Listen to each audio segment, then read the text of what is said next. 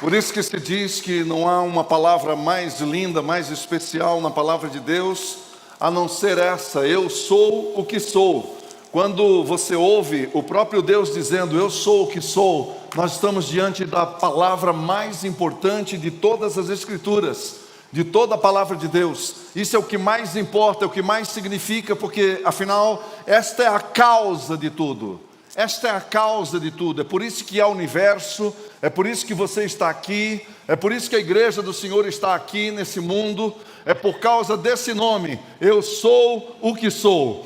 Por isso que é impossível você chegar e poder dizer assim, quem é Jesus? E você poder dizer em 2 ou 3 palavras, em 2 ou 3 frases, por mais elaboradas e cuidadosamente elaborada que você puder fazer, nós nunca vamos poder definir quem é Jesus. Afinal, nem ele mesmo o definiu em uma só frase.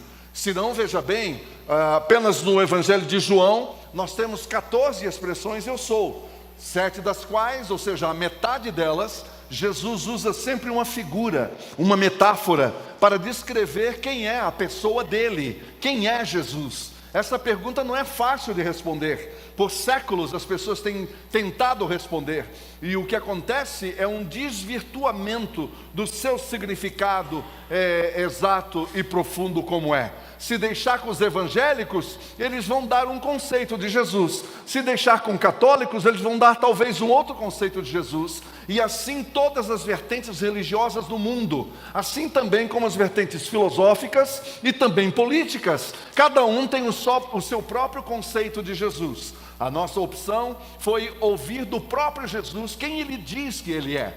Aliás, ninguém pode dizer de você, por exemplo, Caio, alguém me pergunta quem é o Caio. Ora, eu não posso falar quem é o Caio, a não ser que o próprio Caio diga, olha, eu sou essa pessoa. Alguém uma vez já tentou te definir, lembra? Lá na família, não é, Maurício? Às vezes as pessoas tentam nos definir. Quem é o fulano para você? Não é assim em inglês? Quem é o fulano para você? Aí você diz com as suas palavras o que você imagina ser. E não é muito fácil de acertar, porque a essência humana, quem conhece é só Deus. Por isso Jesus, ele usa essas expressões e João cuidadosamente as editou e as registrou, e é por isso que nós estamos estudando sobre elas. Jesus está se revelando ao mundo. Ele revela a sua natureza, e ao revelar a sua natureza, automaticamente ele está revelando a sua missão e o seu propósito em cada declaração acerca de si mesmo. E é sobre isso que nós estamos falando nesses dias. Nós já conversamos e vimos Jesus falando sobre eu sou o pão da vida, eu sou a porta e o bom pastor, eu sou a ressurreição e a vida. E hoje nós vamos ver Jesus dizendo, eu sou a luz do mundo. Abra sua Bíblia comigo, por favor, no Evangelho de João, capítulo 8, versículo 12. Evangelho de João, capítulo 8, versículo 12. João 8,12, na Nova Versão Internacional, é a versão que eu estou lendo, e diz assim, como é um versículo só, nós todos vamos lê-los juntos, tá certo? Vamos todos lermos juntos esse versículo, vamos lá? Falando novamente ao povo, Jesus disse, eu sou a luz do mundo, quem me segue nunca andará em trevas, mas terá a luz da vida. Amém.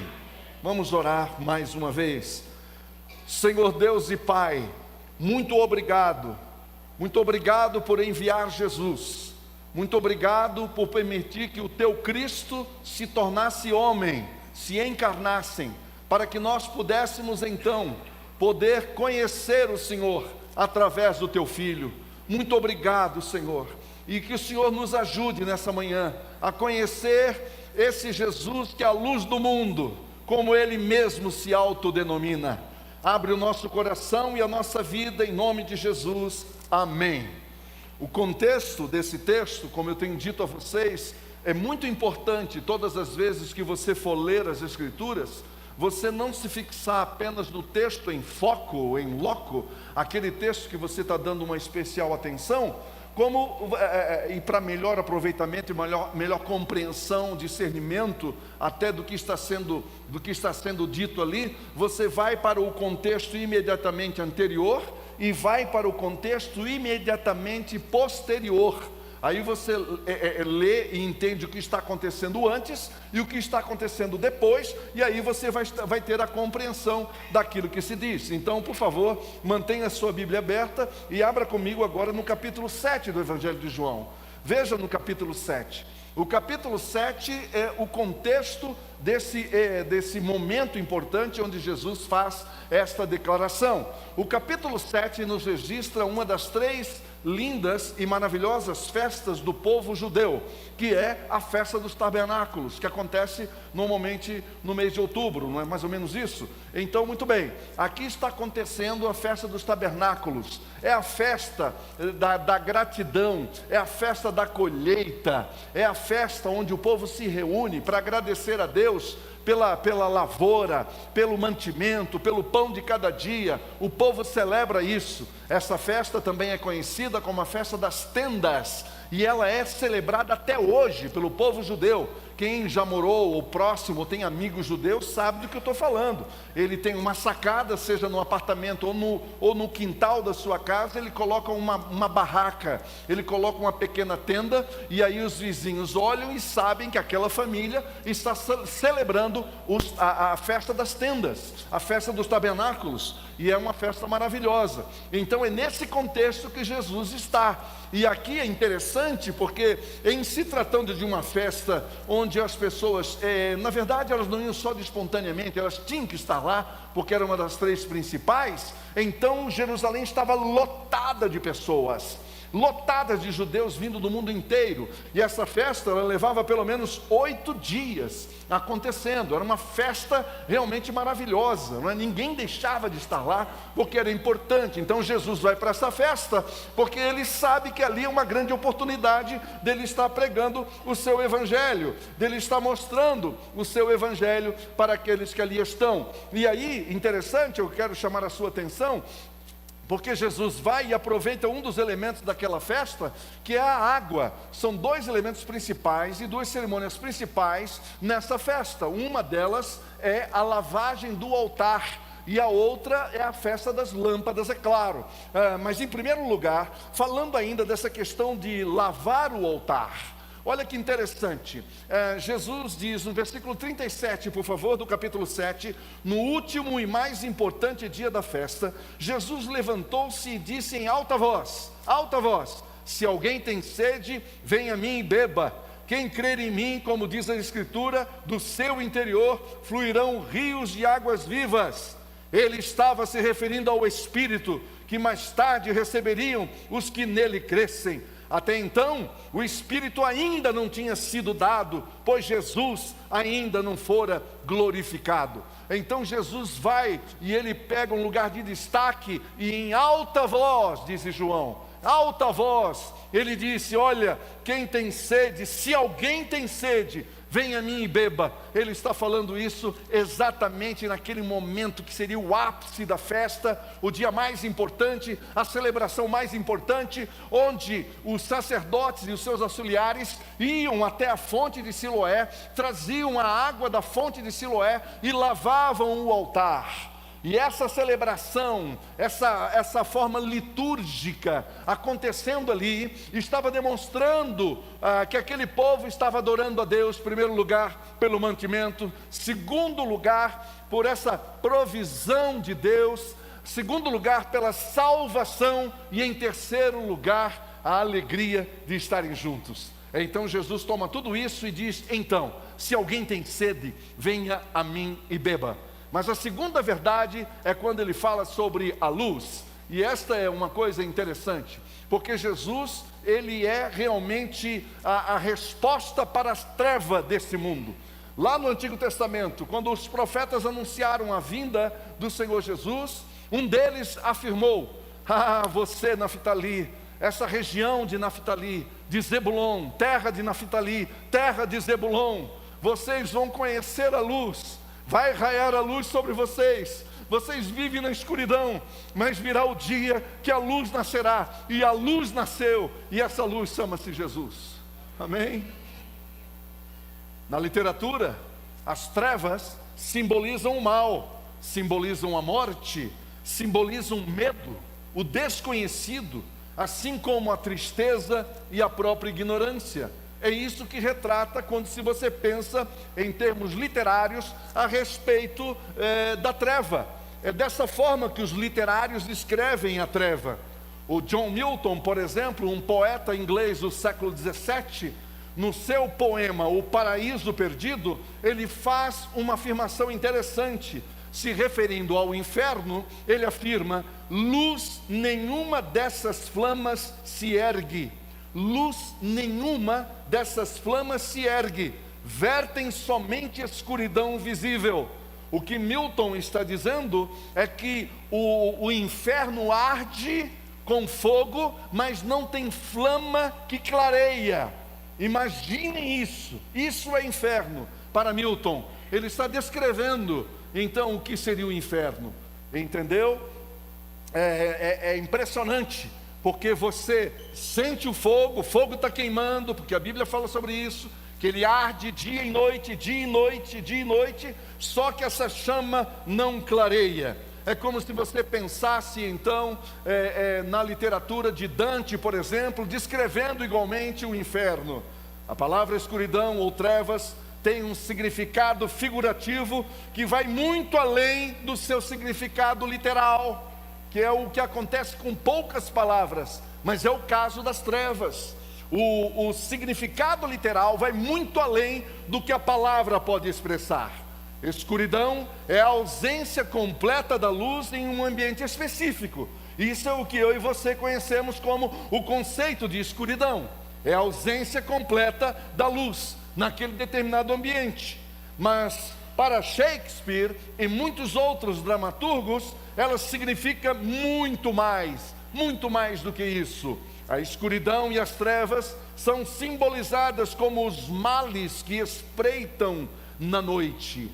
Uma maneira de expressar a presença da morte através da escuridão. Nos escondem qualquer sinal do futuro, tentando descrever esse ser indescritível que é as trevas. Ela age como que escondendo o sinal de qualquer tipo de futuro, ou seja, quando nós estamos falando de futuro, nós estamos falando de esperança.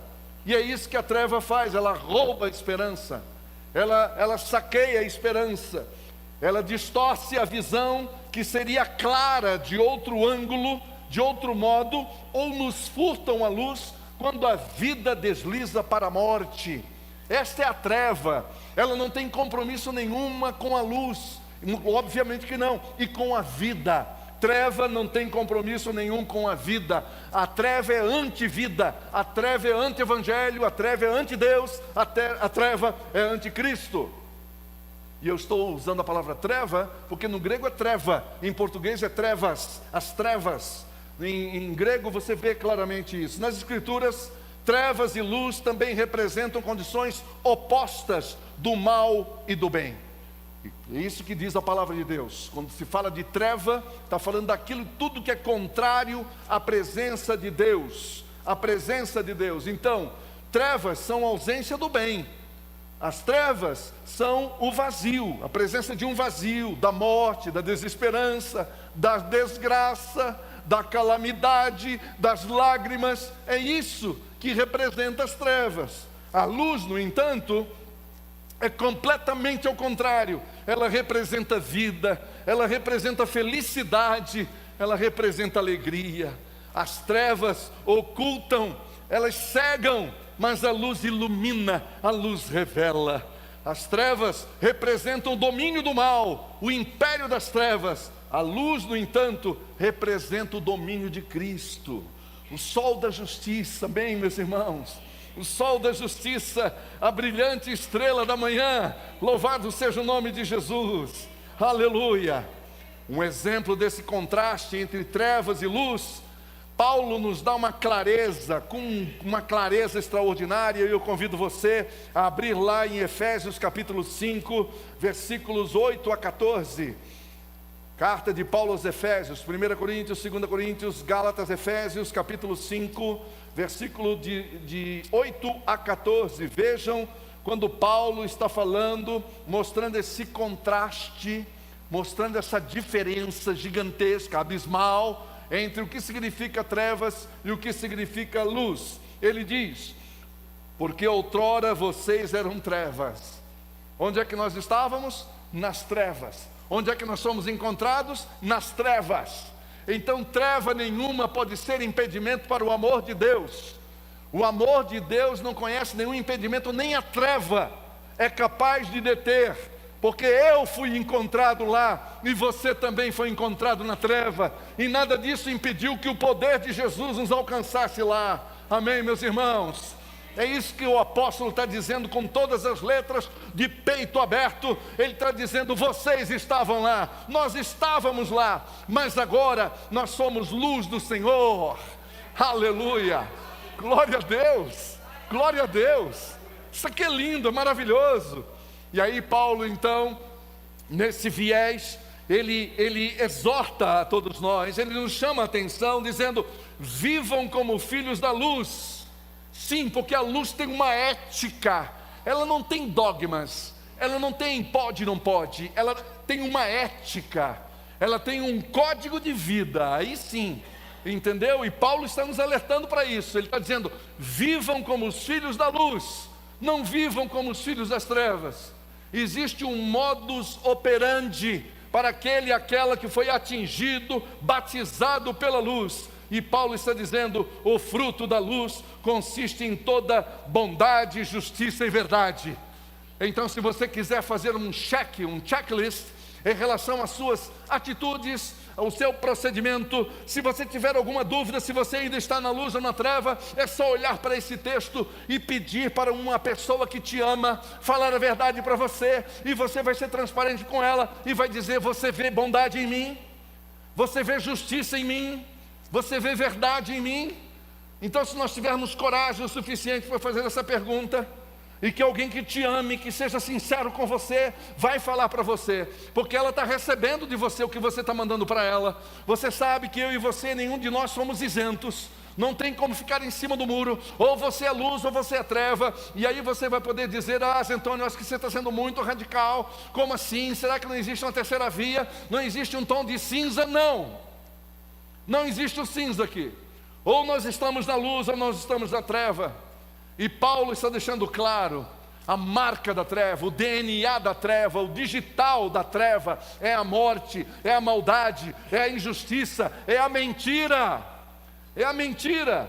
E aprendam a discernir o que é agradável ao Senhor. Essa palavra discernimento tem tudo a ver com lucidez. Tem tudo a ver com lucidez. Nós vivemos numa época onde há muita informação e pouca sabedoria. Há muita conversa e pouco discernimento. Há muito achismo e pouco discernimento. Há muitos doutores em Deus, a começar por nós os pastores, gente que se acha doutor em divindade. Versículo 11: não participem das obras infrutíferas das trevas. Aqui eu preciso parar, como ontem à noite, e falar algo aqui para você. Profissões, se eu puder falar isso, incluindo os pastores, nós que somos pastores, se eu puder chamar isso também de profissão, e vocês vão entender, nós temos uma missão e não uma profissão, mas todos nós temos uma missão. Você é engenheiro, mas você tem uma missão, e por aí vai. Então, das missões que são desafiadoras no mundo de hoje, especialmente o Brasil, nós podemos dizer que não está sendo fácil nós cumprirmos a nossa missão, entendeu? E sendo fiel ao Evangelho ao mesmo tempo. Isso por causa das nossas parcerias, isso por causa das nossas, do tipo de sociedade que nós estamos fazendo e com quem nós estamos fazendo. Isso por conta dos documentos que nós assinamos durante a semana. Isso por conta dos nossos procedimentos que nós temos durante a semana, quando o Senhor nos coloca em campo para cumprirmos a missão. Enquanto você é advogado, enquanto você é trabalhador, professor, médico, qualquer das áreas, você está em missão. Você está no mundo em missão, então a pergunta é se você está sendo luz ali dentro. Essa é a pergunta. Olha o que Paulo está dizendo: não participem das obras infrutíferas das trevas. Todos nós aqui nessa manhã somos desafiados diariamente, semanalmente, lá no nosso trabalho, e sempre estamos diante daquela escolha: eu ando na luz ou eu ando na treva? Eu ando na luz ou eu ando na treva? Eu sei que isso é difícil para você, e para te consolar eu quero dizer que para nós pastores também não é fácil. Nós também somos tentados a responder com treva quando deveríamos ser luz, porque a pressão é grande, não é só sobre vocês, a pressão está sobre todos nós. Ela não é de direita e de esquerda, ela é cósmica.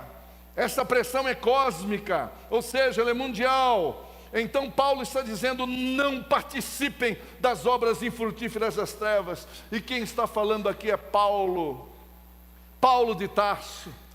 Esse homem, chegou um momento que os caras falaram: não, tem que matar esse cara, porque não dá para lidar com ele, porque ele não abria mão, sempre sério, morreu pelo que creu. Ele morreu pelo que creu. Ele amava o Evangelho, foi impactado pelo Evangelho, foi atropelado pelo Evangelho, foi atropelado por aquela luz no portal de Damasco. E vocês sabem que de lá para cá ele nunca mais foi o mesmo. Ele foi impactado por uma grande e indescritível luz, perdeu a visão por 3 dias. Um servo de Deus que já andava na luz, que a gente pouco ouve falar sobre ele, chamado Ananias, faz uma oração, as escamas caem, esse homem começa a enxergar e volta a luz para ele, só que agora de um viés completamente diferente, de uma natureza diferente, eu diria, de uma conexão diferente. E agora ele está testemunhando. É como se ele dissesse: eu já participei dessas obras infrutíferas das trevas, agora eu estou vivendo na luz. E aqui diz o texto: antes exponham-nas à luz. Eu fico pensando, o que aconteceria com essa nação se desde as câmaras de vereadores, os gabinetes dos prefeitos, os gabinetes dos governadores, a Assembleia Legislativa, o nosso Congresso, o Senado, os senadores, a presidência da República desse país, se essa luz pudesse iluminar e trazer tudo à tona, o que esse mundo veria? Porque por aquilo que eles fazem oculto, observe esse texto, aquilo que eles fazem oculto, até o mencionar é vergonhoso. Imagine os bastidores da política desse país, por exemplo. Mas imagine também os bastidores das casas, das famílias, que mostram uma imagem, mas a realidade é outra. E essa é a razão pelo qual o Senhor Jesus está no Monte das Oliveiras, olhando para Jerusalém, chorando, dizendo: Jerusalém, Jerusalém, quantas vezes eu quis juntar vocês como uma galinha junta os seus pintainhos e vocês não quiseram. Vocês fizeram uma opção. A opção de vocês foi dar as costas para mim, me renegaram, me rejeitaram, não me aceitaram. O que você acha que Jesus estava vendo ali? Telhados? Paredes? Não! Jesus estava vendo famílias destruídas, famílias arrebentadas. Gente, nós estamos no mês da família. Nós começamos esse domingo como o mês da família, não é? Mês de maio não é tido como no Brasil, como o mês da família. E Jesus está falando para nós hoje: olha, mude o jeito de ser da sua família, da sua casa, arranca tudo que é treva. E para arrancar a treva, você só precisa fazer uma coisa: coloque a luz e a treva foge. Coloque luz lá e a treva foge. Versículo 13: mas tudo que é exposto pela luz torna-se visível, pois a luz torna visíveis todas as coisas. Não há ninguém que possa suportar ou esconder qualquer coisa diante da luz. Diante da luz. E aqui eu preciso mostrar um outro texto para você, e gostaria que você abrisse sua Bíblia em Salmos, capítulo 139, uma das orações mais lindas da Bíblia, uma das orações que revela a onisciência, a onipresença de Deus, o Salmo 139, e aí nós encontramos essas palavras, o versículo de número 4 em diante: antes mesmo que a palavra me chegue à língua, tu, Senhor, já conheces inteiramente. Ele sabe tudo sobre nós. Que mais? Tu me cercas por trás e por diante, e sobre mim pões a tua mão. Sabe por que isso? Porque antes aqui, o Senhor está dizendo: para onde me ausentarei do teu espírito? Para onde fugirei da tua face? Versículo 7, para onde fugirei da tua face? Não é? Se subir aos céus, lá estás. Se faço a minha cama no mais profundo abismo, lá estás também. E se tomas asas da alvorada e me detém nos confins dos mares, até lá me haverá de guiar a tua mão, e a tua destra me susterá. Agora veja o verso 11: mesmo que eu diga que as trevas me encobrirão, e que a luz se tornará noite ao meu redor, versículo 12, ou verso 12, verei que nem as trevas são escuras para ti. A noite brilhará como o dia, pois para ti as trevas são como luz. Numa outra versão, e alguns de vocês acham que tem essa outra versão, diz assim: mesmo que eu diga, e ainda que eu diga, as trevas me encobrirão, e a luz com efeito ao redor de mim se fará noite, mesmo as trevas não te serão escuras, porque as trevas e a luz são a mesma coisa. O que você entende disso?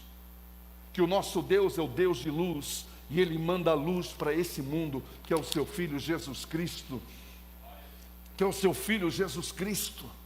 Ele estava nessa festa importante, e aquela era a oportunidade de ele dizer: eu sou a luz do mundo. E a pergunta que nós fazemos agora é exatamente essa: o que significa dizer que Jesus é a luz do mundo? Qual é a prática disso? Em primeiro lugar, é que a luz de Cristo salva. A luz de Cristo salva. Ela nos arranca da treva. É só a luz de Cristo que tem o poder, a autoridade, a capacidade de nos arrancar da treva, de onde nós estávamos. Vamos voltar lá em Efésios agora, desta vez no capítulo de número 2, Efésios 2, e eu vou mostrar rapidamente para você do que se trata essa salvação. Isso porque muitas vezes algum amigo pode ter chegado para você e feito essa pergunta para você: ora, vocês dizem que vocês são salvos, então a minha pergunta é: salvo do quê? Você é salvo do quê, meu amigo Clóvis? Do que você é salvo? E aí a gente pode ficar assim, como que eu vou dizer, desconcertado, sem resposta. Nunca mais você ficará sem resposta, porque você vai abrir a sua Bíblia no capítulo 2 do livro de Efésios, da carta de Paulo aos Efésios, e você vai ver a descrição do apóstolo do que exatamente aconteceu e o que o Evangelho chama de salvação. Se não, veja, ele descreve aqui no capítulo 2 a condição que nós estávamos quando nós somos encontrados por Deus. Versículo 1, a morte. Ali, vocês estavam mortos em suas transgressões e pecados. Esta era a condição que nós somos encontrados por Deus. Para aqueles que pensam que aceitaram Jesus, não existe aceitaram Jesus. Antes de você querer aceitar Jesus, você tem que ficar muito claro para você. Muito claro para você, não foi você que aceitou Cristo. Foi o Espírito Santo que tocou em você e gerou em você esse desejo, a necessidade, a consciência de que você chegou um dia e disse: eu estou perdido, a minha vida está incontrolável, completamente fora do controle, eu preciso desse Cristo, eu preciso dessa luz, senão eu jamais sairei dessa escuridão. Ao passo que, se você pensar que você aceitou Cristo, dá a ideia que você poderia não aceitá-lo, e isso não vem de Deus, isso não tem nada a ver com o Evangelho. Então, a primeira condição que você foi encontrado foi morto. O morto não reage. O morto não reage. Qual foi o último funeral que você foi? E foi de um amigo querido, de um parente, de uma pessoa querida e amada. Então você viu ali, ao lado do caixão, aquela pessoa chorando. A mãe, ou o filho, ou a filha, chorando. E querendo, como que conversar com o ente querido que partiu. Então a lágrima cai do rosto e bate no rosto daquela pessoa que está ali e que vai ser enterrada dali a alguns minutos. E você vê que esse corpo não reage, mas é óbvio que não reage, porque ele está morto. Ele está morto. Por maior que seja a sua vontade, o seu desejo, e quem já passou por essa experiência difícil sabe do que eu estou falando.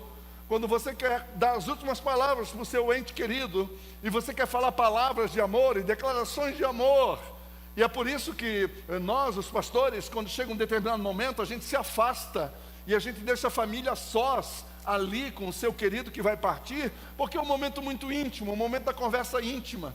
Mas por mais que você converse com a pessoa, ela não reage porque ela está morta. E foi assim que Deus nos encontrou. Você precisa entender isso. O Espírito Santo falou muitas vezes com você, falou muitas vezes, mas você estava morto. Um dia, aprove a Deus abrir os seus ouvidos, e a palavra entrou no seu coração, e você se levantou. E aí a salvação vem do livramento dessa morte. Isso é o versículo 1, porque o versículo 2 e 3 vai dizer agora que nós somos libertos de uma escravidão terrível. Escravidão essa que era a escravidão do próprio mundo, não é? Ou seja, que nós andávamos segundo a ordem desse mundo. Estou lendo o versículo 2. E o príncipe do poder do ar, agora é uma outra escravidão, está falando desse ente, não é, maligno e satânico, que é Satanás, escravo do diabo, que era o que nós éramos. Foi assim que ele nos encontrou. E no versículo 3, ele demonstra um outro tipo de escravidão, que é a escravidão da nossa própria natureza humana, da nossa carne e dos nossos pensamentos e das nossas vontades, que na minha opinião é a das piores aqui que existe, das mais desafiadoras. Entendeu? Então veja, e aí termina no versículo ainda 3, como os outros éramos por natureza merecedores da ira, ou seja, nós estávamos condenados eternamente. Então, olhando agora a figura toda e respondendo a pergunta do que eu sou salvo em primeiro lugar da morte, versículo 1, em segundo lugar da escravidão dos agentes da morte, que é o diabo, o mundo enquanto ideologia e a minha própria natureza. E em quarto lugar, eu sou redimido, eu sou liberto da morte eterna, porque eu recebo a luz de Cristo. E isso não vem de vós. Aí você vai lendo o texto depois. Isso não vem de vós, é dom de Deus, não de obras para que ninguém se glorie. É aqui que entra a luz. A luz de Cristo salva. A luz de Cristo nos redime. Salmo 27, o Senhor é a minha luz e a minha salvação, a quem temerei? Quem é que ama esse salmo aqui? Levante a mão. Maravilhoso, é maravilhoso. O Senhor é a minha luz. Tem até uma canção. Eu não vou cantar aqui, senão vocês vão sair correndo daqui, não é?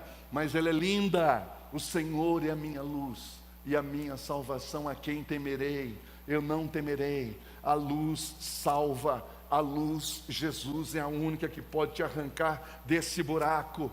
João capítulo 1, versículo 4 disse: nele estava a vida e esta era a luz dos homens. A luz dos homens. Jesus veio para salvar todos aqueles e aquelas que se quebrantarem, todos aqueles e aquelas que se renderem, que começarem a dar razão para Deus, todos aqueles e aquelas que vão parar de bater no peito dizendo: eu sou o cara, eu não preciso de ninguém. Quando você se enxerga e percebe que você não é ninguém sem Deus, que você está em treva, quando você reconhece isso, você se prostra, a luz te salva, a luz te agarra.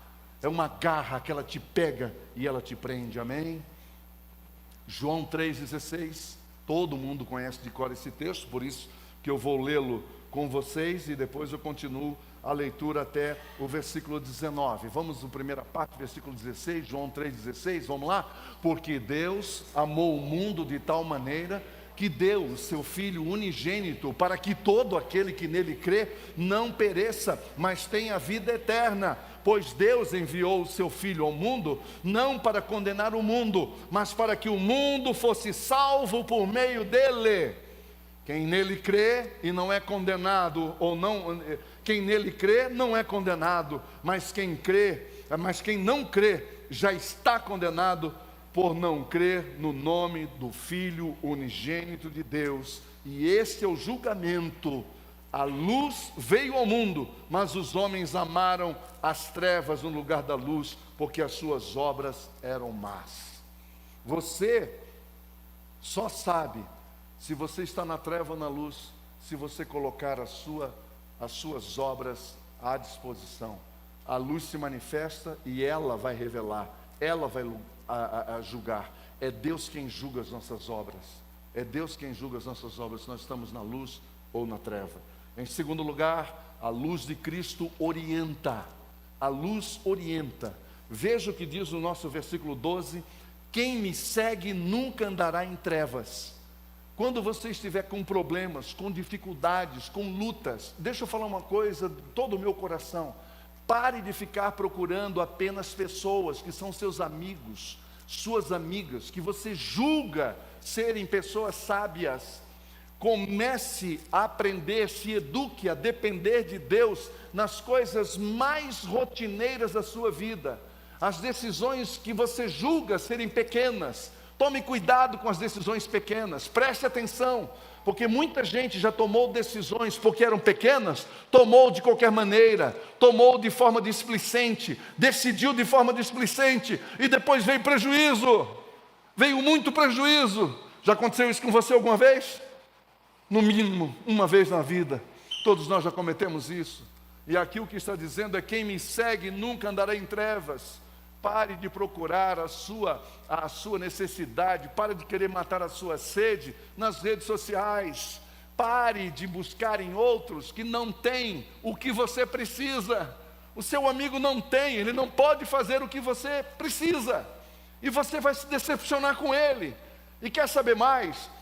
Quando você for buscar a orientação de um pastor, de um missionário, de uma missionária, de uma pastora, não vá com a expectativa de que ele vai resolver os seus problemas, porque você vai se frustrar. Porque nós precisamos dessa luz igualmente como você. O objetivo dessa série é tirar os nossos olhos dos homens e colocar em Jesus, que é a luz do mundo. Ele vai te suprir, Ele nunca vai te decepcionar. Nunca vai te decepcionar. Não vou nem pedir aqui para levantarem a mão aquelas pessoas que já se desapontaram, porque foram a um gabinete pastoral e conversar com o pastor e saíram de lá desapontados. Isso provavelmente comigo, ao longo desses quase 40 anos, aconteceram muitas vezes. Eu não sei, nunca voltaram para me dizer. Mas isso já deve ter acontecido. Então, se em algum momento nós aqui colocamos para você que a resposta está em nós, eu te peço perdão, porque esta não é a visão. O nosso sacerdote é Jesus, é Ele que tem a solução para o seu problema, é Ele que vai iluminar o seu caminho, é com Ele, e Ele está no controle dessa situação, dessa crise, porque Ele sabe que Ele não nos poupa da crise, porque Ele sabe que essa crise vai revelar a nossa necessidade, e vai revelar de fato quem nós somos, porque você é aquilo que você é na crise. E é na crise que você vai começar a olhar para Jesus e dizendo: Senhor, o que o Senhor está querendo dizer com isso? O que o Senhor está querendo me mostrar aqui que eu não entendi ainda? E perguntar para Jesus, e Ele vai iluminar o seu caminho. Como diz o Salmo 119, 105, que agora eu convido todos vocês para de novo recitar comigo, porque todo mundo aqui conhece. Lâmpada para os meus pés é a tua palavra. Só dei uma dica do começo que nós vamos falar junto agora, tá bom? Vamos lá? Lâmpada para os meus pés é a tua palavra e luz para o meu caminho. Então ouça isso. Esse luz para o meu caminho não é iluminando o caminho todo, o caminho inteiro. Nunca foi e nunca será. Aprenda isso. Aprenda isso. Porque, Glaucio, vai acontecer uma coisa: se o Senhor me mostrar todo o caminho, eu não vou mais depender dele. Que eu falei, eu sei por onde eu estou indo. Não é assim? Você já foi adolescente um dia? Eu também. Adolescente adora falar isso, não é verdade, João? Adolescente fala: deixa comigo aqui que eu sei resolver as coisas, não é? Chega para o pai dizendo: agora eu quero viver sozinho, porque eu sei o que eu estou fazendo. É por isso que o pai não mostra o caminho todo, nem para mim e nem para você, Tiago.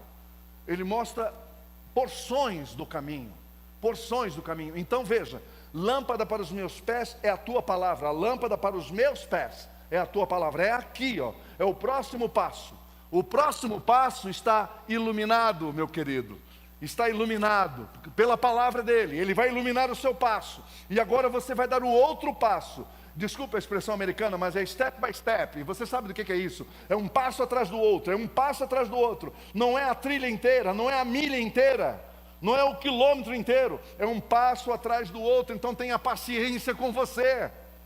Tenha paciência, porque é um processo. O Senhor está trabalhando contigo, mas é com a palavra todo dia, a luz todo dia, iluminando aquele espaço na sua frente, o suficiente para dar um passo. E depois você dá outro passo. E assim todos os dias. Aí você diz, espera aí, mas segundo essa sua tese, então eu vou ter que estar em contato com a palavra todos os dias? Yes, catch you. Você sacou, você pegou. É todo dia uma porçãozinha da palavra. Não vou nem pedir para levantar a mão. Quem toma medicamento todo dia? Não é? Agora a moçada do fitness aí, eles tomam um negócio aí todo dia, não é? Umas vitaminas, um negócio diferente. Ninguém está condenando nada não, só estou falando para você, que você sabe, tem que tomar todo dia, não é assim? Qualquer coisa você pergunta para os médicos que estão bem aqui na frente, não é? É todo dia, até que estiver curado. Mas você sabe quando que nós vamos estar curados, Ricardo? E pronto? Quando? Só quando Jesus nos chamar. Aí você não vai precisar mais, meu querido, se alimentar disso, porque você já chegou na presença da luz. Você entendeu? As trevas são densas nesse mundo. Acho que você concorda com isso, não? As trevas são densas. Nós vivemos um momento de intensa treva nesse mundo. E ela tem um peso. É como se você colocasse a mão e tivesse uma massa sobre você. Tal nível de escuridão. Entendeu? Isso significa que você precisa de luz todos os dias. Você trabalha no comércio, você precisa de luz todos os dias. Você trabalha dando aula, educando, seja qual for o nível, se é também federal, ou se é governo ou privado, se é público ou privado, você precisa de sabedoria em sala de aula, sim ou não? Meu Deus, o que está acontecendo com esse país? Você entendeu? E até nas igrejas, você precisa de luz, senão você cai no encanto dos pastores. Antigamente se dizia, cuidado para não cair no conto do vigário. Hoje se diz, cuidado para não cair no encanto dos pastores. Milhares de pessoas estão decepcionadas com as igrejas, porque confundiram a luz do mundo com a luz pastoral. Confundiram o perfeito sacerdote com um sacerdote terreno, falho, entendeu? Cheio de necessidades como você. Ou você acha que tem alguma diferença de mim para com você?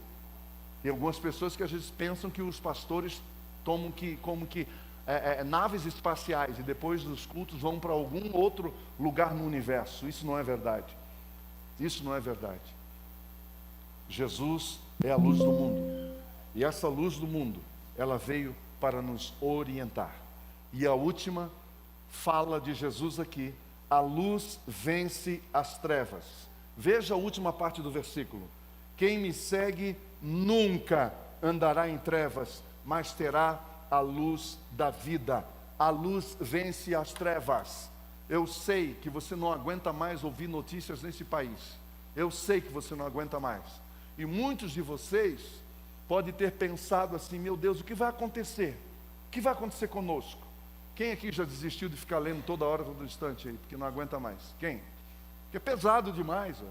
Você fica apavorado, diz uma coisa aqui, outra lá. Você entendeu? Essa verdadeira arena, degladiando-se um contra o outro, famílias se dividindo, pessoas se arrebentando, casamentos se desfazendo por causa de política, meu Deus do céu. Onde é que nós estamos indo? Para onde que nós estamos indo? Então você diz assim, meu Deus, é o fim.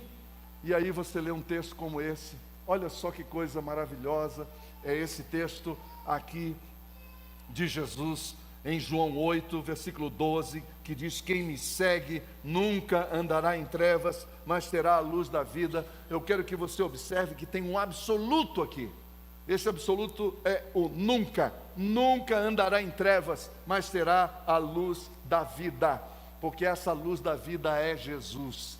Ele não desiste de você, Ele ama você, Ele está dentro de você, amém? Jesus está dentro de nós, não tem que buscar, a luz está dentro de nós, a luz brilha nas trevas e as trevas não o derrotaram, diz João capítulo 1, versículo 5, na versão atualizada 21, diz, as trevas não prevaleceram contra ela. Na NVT, na nova versão transformadora, a luz brilha na escuridão e a escuridão nunca conseguiu apagá-la, nunca.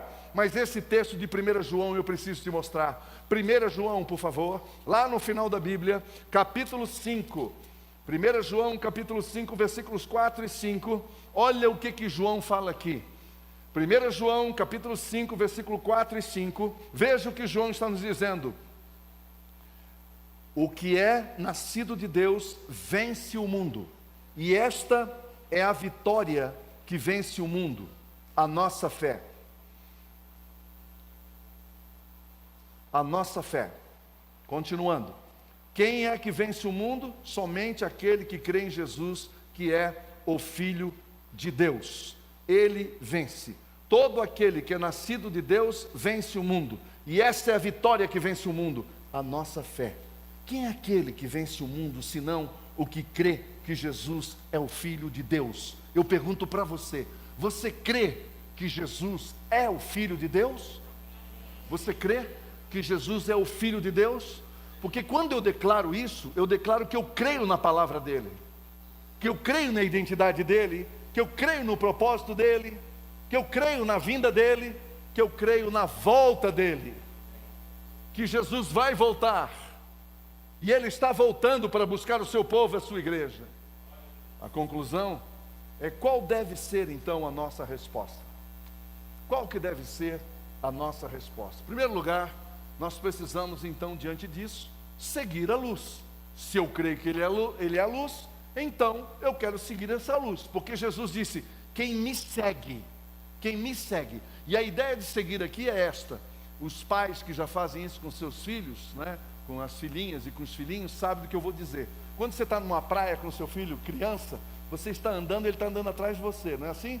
Não é legal isso? Que ele vai atrás, ele tenta colocar o pezinho dele exatamente onde está o seu, mas ele é um menino, ele é uma criança, ele não vai conseguir. Ele vai colocar talvez na metade da distância, mas ele está tentando seguir você, ele está tentando seguir os seus passos, entendeu? Talvez seja isso que Pedro tenha falado na sua carta, dizendo, seguindo os passos do Cordeiro.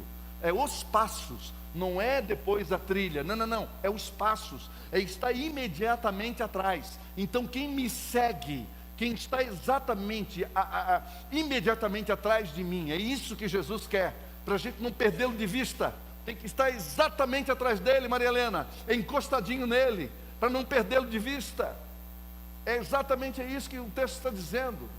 E aí ele vai nos dizer aqui de forma maravilhosa, quem me segue nunca andará em trevas. A iluminação que Jesus oferece não se trata de uma fuga dessa sociedade, essa sociedade dualista, pluralista que nós temos, que é um pensa para lá, outro para cá, essa loucura, essa sociedade egoísta, essa sociedade idólatra. Não é isso. Jesus está dizendo, siga-me. Precisamos viver na luz. Essa é outra conclusão importante. Paulo já disse isso. Nós precisamos andar na luz e viver na luz como Jesus viveu na luz. Deixa eu falar um negócio para você. Ao sair daqui, você vai estar com a sua família, com seus amigos. Alguns de vocês vão almoçar com alguém. E aí eu estou dizendo para você, olha, agora você deve refletir essa luz. Reflita essa luz onde você andar. E aí você me responde, dizendo, olha, eu sou muito tímido, eu não tenho como falar sobre isso. E aí eu te digo, deixa eu falar para você, que nenhum de nós somos neutros. Não tem como ser neutro. Ninguém é neutro. Ou você é luz, ou você é treva. Você pode refletir Jesus que está dentro da sua vida, e Ele está aí, amém? Amém? Ele mora dentro de você. Então deixe a luz de Jesus brilhar em você. E como é que você faz isso? Observando como você fala com as pessoas, como que você trata com as pessoas, amando as pessoas, servindo as pessoas, prestando atenção nas pessoas, levando essas pessoas a verem a luz de Jesus brilhar dentro de você. Você já imaginou se a sua casa fosse cheia dessa luz de Jesus? E a pergunta é, por que ainda não está? Se a luz já está dentro de você. A luz já está dentro de você. Nós não temos falta de nada, porque a luz perfeita está dentro de nós. Nós temos apenas que deixar a luz expandir. E de novo, ninguém é neutro. Então não pense você que se você não fala nada, as pessoas vão se encontrar com Jesus assim como se fosse por osmose. Não! Você precisa